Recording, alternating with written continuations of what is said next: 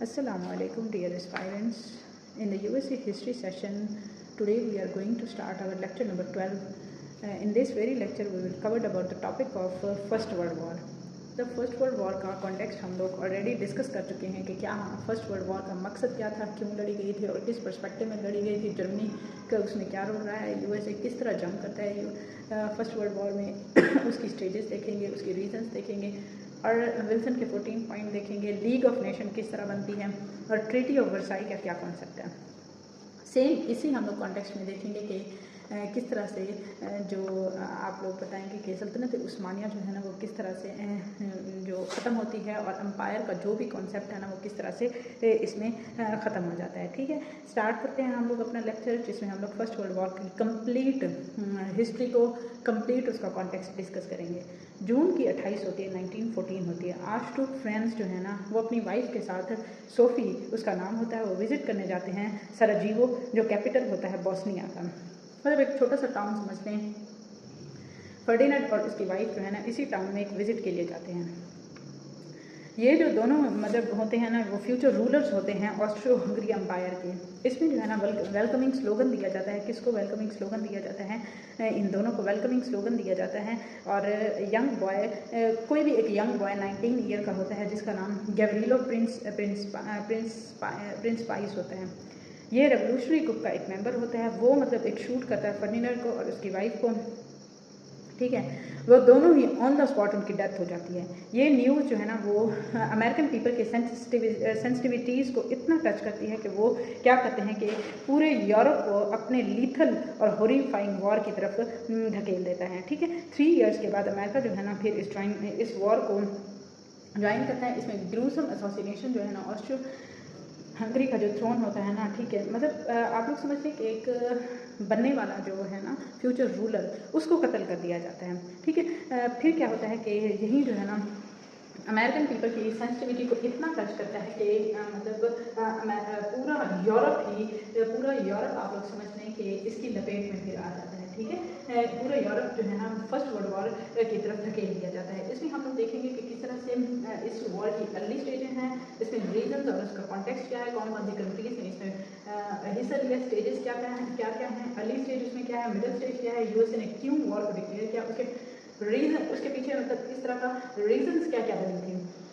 Wilson के 14 points को discuss करेंगे, प्रिपेयरनेस मूवमेंट को देखेंगे और लीग ऑफ नेशन का कॉन्सेप्ट देखेंगे। ठीक है, वन बाय वन हम लोग डिस्कस करते हैं। फर्स्ट ऑफ ऑल तो मैंने अर्ली स्टेजेस का आप लोगों को बता दिया कि किस तरह से जंग का आगाज होता है। ठीक, अच्छा, इसमें जो है ना दो मेजर जो है ना मतलब आप लोग समझ लें कि ग्रुप्स हैं जो आपस में लड़ते हैं। ठीक है, वो मेजर ग्रुप्स कौन से हैं? एक तो है एलाइड पावर्स। एलाइड पावर में कौन आता है? ऑस्ट्रिया हंगरी, इटली और जर्मनी आते हैं। ट्रिपल अलायंस में क्या आते हैं? रशिया, फ्रांस और ग्रेट ब्रिटेन आते हैं। ठीक है, ये याद रखना कि एलाइड पावर्स और ट्रिपल अलायंस। याद रखिएगा कि अलाइड पावर्स को फर्स्ट वर्ल्ड वॉर में क्या होती है? शिकस्त हो जाती है, जबकि ट्रिपल अलायंस को क्या होता है? वहाँ पे फतह नसीब होती है। अच्छा, रीजन इसके पीछे क्या है? यूरोप जो है ना 1914 में बैलेंस ऑफ पावर से रिलेटेड क्या करते हैं कि कॉन्फ्लिक्ट स्टार्ट होती है ऑस्ट्रिया हंगरी के अंदर और वो एक्सटेंड कर जाती है यूरोप तक। जर्मनी और फ्रांस जो है ना फिर वो किसके खिलाफ जंग करते हैं? फ्रांस के खिलाफ करते हैं, क्योंकि जर्मनी वायोलेट करता है बेल्जियम की न्यूट्रलिटी को, बेल्जियम के ऊपर अटैक कर देता है। यूनाइटेड किंगडम भी है ना वो जर्मनी के अगेंस्ट वॉर को लॉन्च करता है। फिर क्या होता है कि वहाँ पे यूके की वार्निंग्स जो है ना मज़ीद इस वॉर को बढ़ाने का सबब बनती हैं। अच्छा, अमेरिका इसमें 1950s में जंग करता है। जर्मनी नेवी जो है ना वो क्या करती है? लुजिटानिया का एक पैसेंजर शिप आके रुकती है किसी, मतलब आप लोग समझ लें कि एक बंदरगाह के करीब। अमेरिका क्यों इसमें जो है ना एंटर होता है? अब एक बंदरगाह है, ठीक है, थोड़ा सा कॉन्टेक्स्ट डिस्कस कर लेते हैं हम लोग क्या होता है कि क्यों मतलब इसमें अमेरिका जो है ना वो जंप करता है। अब एक कोई भी शिप है, ठीक है, वो किसी बंदरगाह के ऊपर आके उतरी है। ठीक है, यहाँ पे आप लोग समझ रहे हैं कि वो लंगर अंदाज हुई है। क्या होता है कि वहाँ पे मतलब उस शिप के जो पैसेंजर्स होते हैं ना, जर्मन नेवी उसी शिप के ऊपर क्या करती है? अटैक कर देती है, जर्मन नेवी जो होती है। अब नेवी के अटैक से उसमें कितने पैसेंजर जो है ना वो डाइड हो जाते हैं? 120, जिसमें मोस्टली तादाद किसकी होती है? अमेरिकन की होती है। मोस्टली इसमें कौन होते हैं? अमेरिकन होते हैं। अच्छा, इसमें जो है ना मोस्टली अमेरिकन की तादाद जो है ना वो क्या करती है? फिर इस जंग को मज़ीद वो करती है, मतलब इंटेंसीफाई करने की कोशिश करती है। लोगों का जो भी आप लोग समझते हैं कि अमेरिकन लोग जो है ना वो क्यों इस जंग की तरफ जाते हैं? क्योंकि लोगों का मुराल जो है ना वो इतना इंटेंसिफाई हो जाता है क्योंकि उसमें ज़्यादातर तादाद किनकी होती है, अमेरिकन की ही होती है। ये अमेरिकन को बहुत ज़्यादा एनवाई करते हैं कि हमारे फेलो सिविलियंस को कत्ल कर दिया है, जुलाई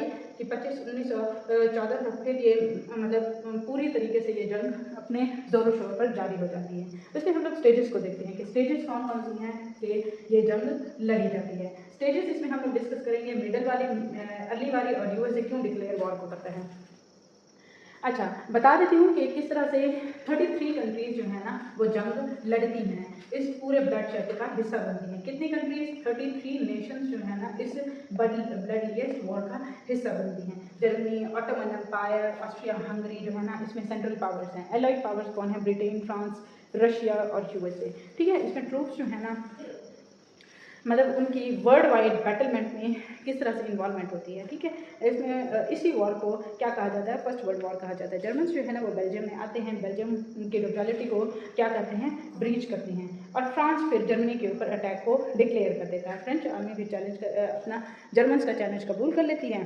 फ्रांस को बहुत ज़्यादा हैवी कैजुअलिटीज़ का सामना करना पड़ता है। ठीक है, और अमेरिका में प्रेसिडेंट वुडरो विल्सन जो है ना वो अभी तक न्यूट्रलिटी स्टांस के ऊपर होते हैं कि हम लोगों ने किसी के साथ कोई भी जंग नहीं करनी, हम लोगों ने इंडस्ट्रियलाइजेशन के ऊपर फोकस करना है। ठीक है, हम लोगों ने किसी वॉर में हिस्सा नहीं लेना क्योंकि ऑलरेडी हमारी सफरिंग इकॉनमी है, हम लोग बहुत ज़्यादा सफ़र करके आए हैं। ठीक है, हम लोग अपनी इंडस्ट्रियलाइजेशन के ऊपर फोकस करेंगे। ठीक है, कोई न्यूक्लियर उसका हिस्सा नहीं बनेंगे। ठीक है, कोई भी कॉन्फ्लिक्ट का हम लोग हिस्सा नहीं बनेंगे। ठीक है, ये भी बताऊंगी कि क्यों न्यूट्रलिटी के स्टांस के ऊपर थे। अच्छा, इसमें क्या होता है कि वो मॉन्रो डॉक्ट्राइन को फोकस कर रहे होते हैं, जिसमें मॉन्रो डॉक्ट्राइन के तहत ना वो किसी जंग का हिस्सा बने, ना किसी कॉन्फ्लिक्ट का हिस्सा बनेंगे, ना ही वॉर लड़ेंगे किसी भी कंट्री के खिलाफ। ठीक है, सॉरी। इसमें क्या होता है कि रीज़न क्या होती है कि 32 मिलियन अमेरिकन जो है ना उसमें ज़्यादातर तादाद किन की होती है? जर्मन अमेरिकन की होती है। 4 मिलियन जो है ना वो आयरिश अमेरिकन होते हैं। क्यों वो जंग डिक्लेयर करते हैं? क्योंकि सेम जो भी शिपमेंट आती है, ठीक है, वो किसी ऐसी जगह पे रुकती है जहाँ पे जर्मन नेवी उनको अटैक करती है। 120 उसमें डाइड हो जाते हैं और मोस्टली किन की तादाद होती है? अमेरिकन उसमें होते हैं। तो ये वॉर को क्या करते हैं? इंटेंसीफाई कर देते हैं, मजीद हवा दे देती है। ठीक है, 5 अप्रैल 1914 को यूएसए फॉर्मली डिक्लेयर करता है वॉर। मेजॉरिटी ऑफ अमेरिकन जो है ना वो एलाइड पावर का साथ देते हैं। Allied power I have already explain कि उसमें ऑस्ट्रिया हंगरी, इटली, जर्मनी आते हैं। ठीक है, एलाइड पावर के खिलाफ जंग करना शुरू कर देते हैं। ठीक है, नेक्स्ट क्या होता है कि प्रोग्रेसिव सपोर्ट उसको किसकी होती है? सेंट्रल पावर्स की होती है, जिसमें ब्रिटेन आता है क्योंकि वो वेल्दी और पावरफुल होता है। ठीक है, और इसके अलावा अरिस्टोक्रेसी जो यूके में होती है। ठीक है, यूरोपियन रिफॉर्म्स और सोशल वेलफेयर प्रोग्राम्स जो है ना वहाँ पे जोर शोर पर जारी रहते हैं। फ्रेंच आर्मी जो है ना वो जर्मन्स को डिफीट नहीं कर सकती। ठीक है, वो एमलेसली लड़ रहे होते हैं। ईस्टर्न साइड के ऊपर जर्मनी जो है ना वो रशिया को फेस कर रहा होता है। जर्मनी जो है ना वो प्रिकेरियस पोजीशन में होता है। अब देखिए, थोड़ा सा आप लोगों को ये बता देती हूँ कि किस तरह से ना मैप के थ्रू हम लोग इसको समझेंगे। अब देखें, यहाँ पे है रशिया, यहाँ पे आप लोग समझ लें जर्मनी है, फ्रांस, इटली, यूके और बेल्जियम। ठीक है, यहाँ पे ऑटोमन एम्पायर होती हैं। ठीक है, अब देखें ईस्टर्न साइड के ऊपर रशिया जो है ना वो जर्मनी को मतलब नुकसान पहुँचाने की कोशिश कर रहे हैं। फ्रांस भी इसी के ऊपर अटैक कर रहे हैं। ठीक है, जो भी मतलब वेस्टर्न कंट्रीज है ना वो इसी के ऊपर अटैक कर रही हैं। ठीक है, जर्मनी ऑल टुगेदर किस स्टेज में है? वो वॉर लाइक सिचुएशन में है। चारों तरफ से ऐसे मतलब नेबर्स के साथ घिरा हुआ है जो इसके दुश्मन हैं। ठीक है, आप लोग समझें कि किस तरह से अच्छा, ये इनकी आपसी लड़ाई है। ऑटोमन एम्पायर इसमें क्यों कूद पड़ी? ऑटोमन एम्पायर भी इन्हीं का साथ दे रहे हैं, एलाइड पावर्स का। ऑटोमन एम्पायर अगर एलाइड पावर्स का साथ नहीं देते तो आज तक वो कायम होती एम्पायर। ठीक है, उसने क्यों इनका साथ दिया कि जर्मनी जीत जाएगा, हमारी सल्तनत को बहुत ज़्यादा मतलब वुसअत मिलेगी इससे। ठीक है, लेकिन उसके बरक्स क्या होता है कि जर्मनी जब हार जाता है देन ऑटोमन एम्पायर के भी टुकड़े कर दिए जाते हैं और देखें फिर क्या हाल होता है आज का, जिसको हम लोग तुर्की बोलते हैं। ठीक है, इसमें मिडिल स्टेजेस क्या कौन कौन सी हैं? 1200 पैसेंजर्स जो है ना वो जर्मन अटैक में मारे जाते हैं और ये रिलेशंस ख़राब कर देते हैं। यूएसए और जर्मनी के रिलेशन को मज़ीद ख़राब कर देते हैं जब 1200 पैसेंजर और शिपमेंट में मारे जाते हैं। देखें वो तो 120 तो डेथ उनकी हो गई, 1200 पैसेंजर और मारे जाते हैं।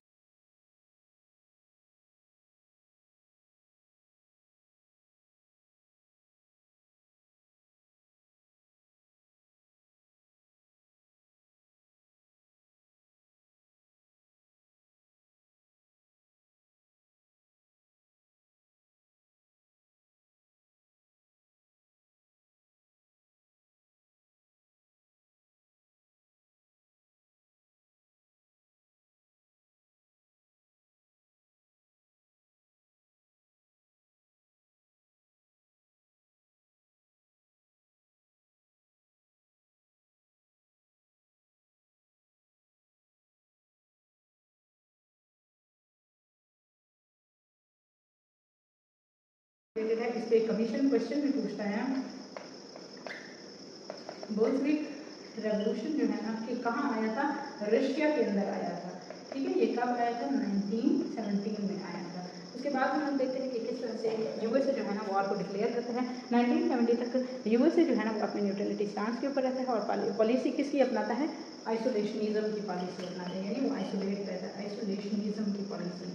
मेरे वर्ड्स के ऊपर आप लोग बात किया करें और अगर आप लोग किसी को टेस्ट में लिखेंगे तो मज़ीद आप उनको अच्छे नंबर मिलने की उम्मीद है। ठीक है, देखिए अब मैंने कौन कौन से स्टेजेस बताए, मैथ्स के थ्रू आप उनको समझाया, वो किसकी पॉलिसी के ऊपर थे, आइसोलेशनिज्म की पॉलिसी के ऊपर थे। अमेरिकन कब जंग करते हैं, जब उनके अपने बंदे मारे जाते हैं। ठीक है, उसके बाद आपको बताएंगे कि वुडरो विल्सन जो है ना वो जर्मन्स को किस तरह से जर्मन्स को एक्सट्रीमली किस तरह से उनको नुकसान पहुंचाने की कोशिश करता है, उनके खिलाफ वॉर को डिक्लेयर करता है और किस तरह से वहाँ पे डेमोक्रेसी को सेव करता है। विल्सन के 14 पॉइंट क्या कहते हैं, अब हम लोग देखते हैं कि विल्सन के 14 पॉइंट्स कौन कौन से हैं और इनका मकसद क्या था और वो क्यों उसने ये 14 पॉइंट्स पेश किए। ठीक है, थोड़ा सा कॉन्टेक्स्ट हम लोग देख लेते हैं। 14 पॉइंट्स ऑफ विल्सन, इस पर भी क्वेश्चन आ सकते हैं, मतलब वो 10 मार्क्स का पार्ट्स में दे सकते हैं। ठीक है, इसमें फर्स्ट 4 जो पॉइंट्स हैं ना, फर्स्ट 4 पॉइंट्स किससे रिलेटेड हैं, वो है मतलब फ्रीडम ऑफ सीज, यानी सीज की जो फ्रीडम है ना, सीज फ्रीडम। ठीक है, इसमें सीज की फ्रीडम को मद्देनजर रखा जाएगा। ठीक है, उसके बाद नेक्स्ट जो 5 से 13 तक पॉइंट्स है ना वो किससे रिलेटेड है, यानी कॉलोनीज जो है ना वो एथनिक मिनॉरिटीज़ और स्लेव्स को पूरे राइट्स देंगे, यानी ये आप लोग समझते हैं कि मिनॉरिटी राइट्स दे रहे थे। ठीक है, मिनॉरिटी के राइट्स दे रहे थे। उसके बाद जो नेक्स्ट हमारे पास 14 पॉइंट है ना, लास्ट वन 14 पॉइंट, वो किससे रिलेटेड है कि लीग ऑफ नेशन बनाई जाएगी। लीग ऑफ नेशन का क्या मकसद होता है कि वो दुनिया के अंदर किसको कंट्रोल करेगा, इंटरनेशनल पीस को कंट्रोल करेगा और स्मॉल स्टेट्स को इंडिपेंडेंस भी देगा। ठीक है, आई होप ये क्लियर है आप लोगों को। विल्सन के 14 पॉइंट्स मैंने क्लियर करवा दिया। उसके बाद हम लोग देखते हैं कि इसमें मजीद आगे क्या एक्सप्लेन किया है। प्रिपेयर्डनेस मूवमेंट का क्या कॉन्सेप्ट है, प्रिपेयर्डनेस मूवमेंट। ठीक है, प्रिपेयर्डनेस मूवमेंट बता देती हूँ ये किस कॉन्टेक्स्ट में आई। इसमें लार्ज नंबर ऑफ अमेरिकन जो है ना उनको समझ आ गई थी कि यूएसए की जो है ना वो प्रिपेयर्डनेस किस तरह की है वॉर के पर्सपेक्टिव में। अमेरिकन को क्या किया जाए, अमेरिकन प्रेफर किस चीज़ को कर रहे होते हैं, ऑब्वियसली पीस को ही वो प्रेफर कर रहे होते हैं। ठीक है, उनका मकसद यही होता है कि हम लोगों ने अपनी आर्मी को, अपनी नेवी को, अपनी कैपेबिलिटीज़ को इम्प्रूव करना है और क्या करना है कि प्रिपेयरनेस मूवमेंट के थ्रू वहाँ पे इस तरह के प्रोग्राम्स लॉन्च करने हैं जिसके तहत हमारी आर्मी, हमारी नेवीज जो है ना वो अपनी कैपेबिलिटीज़ को मज़ीद इम्प्रूव कर सकें। लीग ऑफ नेशन क्यों बनाई गई थी, लीग ऑफ नेशन आप लोग समझ लें कि फर्स्ट ऑफ ऑल ये फर्स्ट इंटरनेशनल बॉडी थी जो वर्ल्ड के अंदर बनाई गई थी। ठीक है, लीग ऑफ नेशन। ठीक है, लीग ऑफ नेशन, और बताएंगे कि कॉन्टेक्स्ट इसके पीछे क्या था, वहीं वर्ल्ड वॉर 1 था। ठीक है, वर्ल्ड वॉर 1 के ही लीग ऑफ नेशन के फेलियर से ही आप लोग समझ सकते हैं कि सेकेंड वर्ल्ड वॉर दुनिया में आई थी। अच्छा, सेकेंड वर्ल्ड वॉर के बाद कौन सा आप लोग बताएंगे कि इंटरनेशनल बॉडी बनी थी, यूएन बनी थी, यानी यूनाइटेड नेशन बनी थी। आप लोग को यही समझ लें कि ये इसकी एक्सटेंडेड वर्जन है, ये भी सेम उसी तरह का काम करता था। थोड़ा बहुत इसमें ट्रेनिंग थी लेकिन कॉन्टेक्स्ट आप लोग यही समझे कि इंटरनेशनल ऑर्गेनाइजेशन जो फर्स्ट वर्ल्ड वॉर में बनाई गई थी वो लीग ऑफ नेशन थी। सेकेंड वर्ल्ड वॉर के बाद जो इंटरनेशनल बॉडी बनाई गई थी वो यूएन थी। ठीक है, आई होप ये क्लियर है आप सबको। इसके बाद हम लोग ट्रीटी ऑफ वर्साई को थोड़ा सा देख लेते हैं कि ट्रीटी ऑफ वर्साई का क्या कॉन्सेप्ट है। पीस कांग्रेस जो है ना वो वर्साई के मतलब आप लोग समझ लें कि वर्साई का एक छोटा सा वो था टाउन था जिसमें 1990 में एक सेशन बुलाया जाता है 28 जून को 1919 में। एजेंडा क्या था कि हम लोगों ने ट्रीटी ऑफ पीस साइन करते हैं अलाइड पावर्स के दरमियान में जो कि एसोसिएटेड हैं पावर्स और जर्मनी की पावर को किस तरह से उन्होंने मतलब टॉपर डाउन किया सेकेंड वर्ल्ड वॉर में, फर्स्ट वर्ल्ड वॉर में जर्मनी को किस तरह से उन्होंने शिकस्त का सामना किया। और बताएंगे कि ट्रीटी से कब कहाँ साइन की गई, पेरिस के अंदर एक क्लब है। ठीक है, वहाँ पे एक पैलेस के अंदर उस पैलेस का नाम आप लोग बताएंगे कि वर्साई था। ठीक है, उसमें ये पीस ट्रीटी साइन की गई। इसकी इंपॉर्टेंस ये है कि वहाँ पे बहुत सारे लोगों ने उस सेरेमनी में एज ए सिग्नेटरी वहाँ पे रोल प्ले किया। इसमें जो है ना जो जाने माने नाम है ना वो डेविड लियोर्ड जॉर्ज है, उसमें जॉर्ज क्लेमेंस है, वुडरो विल्सन भी इस ट्रीटी ऑफ वर्साई का हिस्सा थे। इस पर क्वेश्चन भी आ सकता है। आई होप मैंने फर्स्ट वर्ल्ड वॉर को जितनी भी पॉसिबल डायमेंशंस बन सकती थी मैंने एक्सप्लेन कर दिया है अपने लेक्चर नंबर 12 के अंदर। अगर आप लोगों को यूएसए हिस्ट्री से रिलेटेड कोई भी क्वेरीज हैं मतलब आपको कॉन्टेक्स्ट नहीं समझ आ रहा, आप लोगों को शुरू से उसका इंट्रो, उसका क्लूजर टाइम पीरियड, उसकी इंडिपेंडेंस, उसकी एक्सपेंशन, उसकी सेकेंड वर्ल्ड वॉर का कॉन्सेप्ट, यूएनओ किस तरह बनती है, इंडस्ट्रियलाइजेशन में किस तरह आते हैं, ठीक है, वहाँ पे आप लोग ये बताएंगे कि किस तरह से प्रेसिडेंशियल टाइम पीरियड आता है। हम लोग इंशाल्लाह नेक्स्ट हम लोग अपने लेक्चर, जिस तरह ये हमारा कमीशन का जो भी सिलेबस है ना वो कंप्लीट हो जाए, ठीक है, फिर हम लोग टाइम लाइन के थ्रू मतलब प्रेसिडेंशियल टेन्योर देखेंगे कि, और ये भी देखेंगे कि उस प्रेसिडेंट के दौर में कौन कौन सी रिफॉर्म्स होती रही हैं, ठीक है। आई होप कि आप उनको क्लियर है, जिसमें हम लोग टाइम लाइन के थ्रू डेट्स के साथ ही ये सारा कुछ देखेंगे कि कब किस वक्त कौन से प्रेसिडेंट ने कौन सी रिफॉर्म्स को इंट्रोड्यूस करवाया और उसका फिर इम्पैक्ट यूएसए पर अल्टीमेटली किस तरह से निकलता है, ठीक है। आई होप ये क्लियर है आप लोगों को। इंशाल्लाह कल हम लोग अपने लेक्चर नंबर 13 के साथ अराइज होंगे, न्यू टॉपिक होगा, न्यू डायमेंशंस होंगी, न्यू कॉन्सेप्ट आप लोगों को दूंगी। यहाँ तक अगर आप लोगों को समझ आ गया तो अगर आप लोगों को पीछे से कुछ भी ना समझ आए तो यूएसए की हिस्ट्री की प्लेलिस्ट के ऊपर आप लोग तमाम लेक्चर शुरू से देख सकते हैं। थैंक यू सो मच, अल्लाह हाफिज़। अगर आपको मेरी ये वीडियो पसंद आए तो काइंडली लाइक करें, शेयर करें, सब्सक्राइब करें और ज़्यादा से ज़्यादा शेयर करें ताकि मुझे भी इनकरेजमेंट हो सके। अल्लाह हाफिज़।